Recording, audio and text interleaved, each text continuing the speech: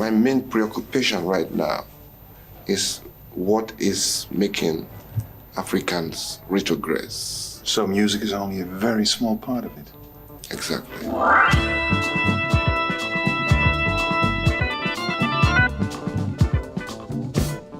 Hey. Hello. Hello. Jan. How are you? Very good, thank you. Where are you based, MADE? Where in Nigeria? The outskirts of Lagos. Okay. Here's your dad as well. Hello. Where are you living at the moment, Femi? I live in, it's just 5 minutes out of Lagos, in the same compound. Great to have some time with you. We're going to talk about the 7 LP box that will be released on December 10 here in the Netherlands. It's coming. Now. Oops. Femi, how do you relate to this version of music that has been released years and years ago? It's very nicely strange, because I remember when they were recorded, I remember them being on the streets, I remember him playing them at the shrine, I remember him composing them, some of them. So it takes me back, like those times are very fresh because of the music in my mind.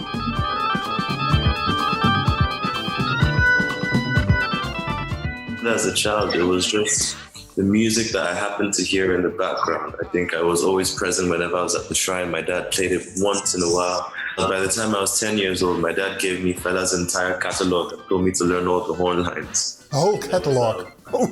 Yeah. So I was practicing all his music, and then it was me revisiting his music again as a teenager, 15, 16, 17. And then noticing that I knew so much of his music, but I hadn't properly digested all of it. So then lyrically, I started to listen to a lot of his stuff, where the angles that he was looking at as a Pan-Africanist, somebody that was really concerned as a citizen of a country that was very troubled. And all those things just came up. And the more mature I got, the more I appreciated his music. It grew on me, like, as they say, like fine wine.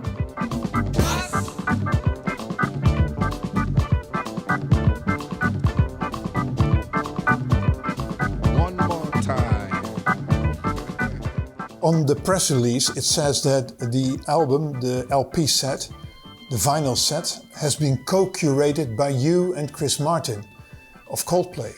How did that work in practice between the two of you? I mean, he just chose what he liked. I chose. It was, don't forget, we met, he called me, wanted us to work on his album, Arabesque, and then we met in South Africa. We became very good friends. Record label thought that, wow, it would be a great team for us to, and they knew Chris loved my father's work.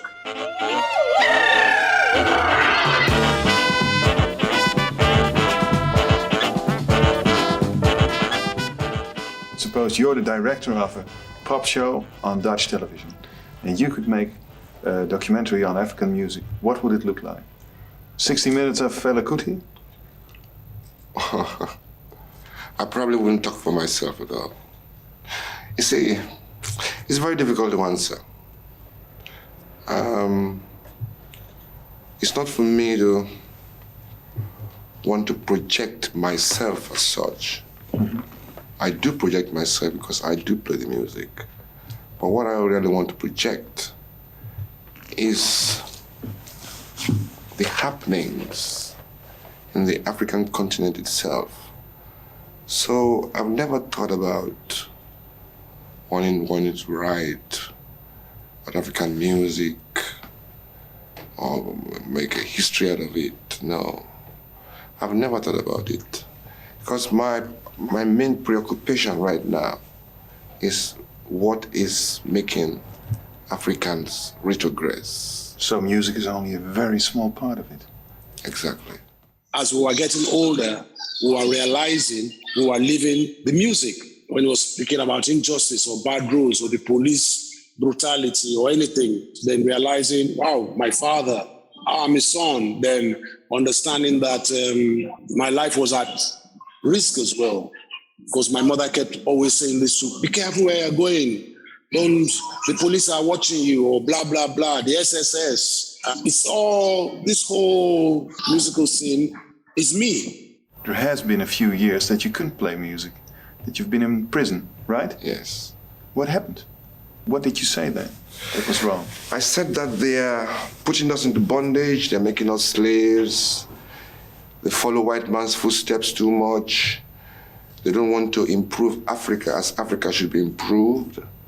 How does Africa have to improve? Africa has to improve by its own methods. You see, Africa has not been able to contribute its own knowledge to this universe. But we have knowledge in Africa. You understand? Yeah, of course. You see, so all these things need to be in the education system of the African countries. The fact that Africa must unite as one government must be in the education system in African countries. But these things never happen. Instead, they come to television, talk English, talk about what is happening in Europe and all this shit, man. They talk sometimes about technological transfer and all this shit, you see. It can never help Africa, you see. We have to look in much to ourselves. That's what I'm saying. Is your music kind of a tool? It's a weapon. Yeah. To say. It's a weapon to say, and it's a weapon to introduce me so I can talk when I have the chance to, like I'm doing now. Now, we're all going to sing it together with my own.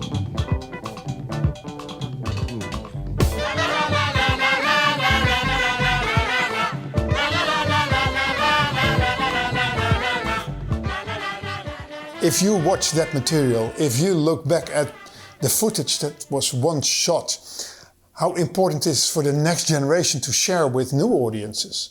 I think it's just as important as understanding that wanting to be a musician and learning music theory. If as a performer you are interested in gracing the stage and interacting with an audience, then it's beyond important. It is imperative that you have at least a bit of knowledge about how some of the greatest musicians that have ever lived has done it. Fela had this great charisma of how he connected with the audience, especially even with people that did not know his music. Because many of the songs Fela played on stage, people did not know them. And Fela never played any song that was not recorded. So any performance you saw Fela play live, those songs had not been released at that time of the performance. So once Fela released an album, he would never play them live. So how he kept the audience engaged, I mean, that has to be talent. You have to he was always in total control of, I wouldn't say manipulating, but controlling what he wanted on stage, how the band, he was always in control of every situation. So watching Fela is and my father, one of the things that I did repetitively before I climbed the stage myself. Just not only to see how they acted, but also to see how they represented the music that they were playing on a visual level. How much of yourself you bring to the stage. That was what I really tried to watch when I watched Fela and my father. I do not want African music to belong to the fashion where music comes and goes. Because where African music goes, it stays.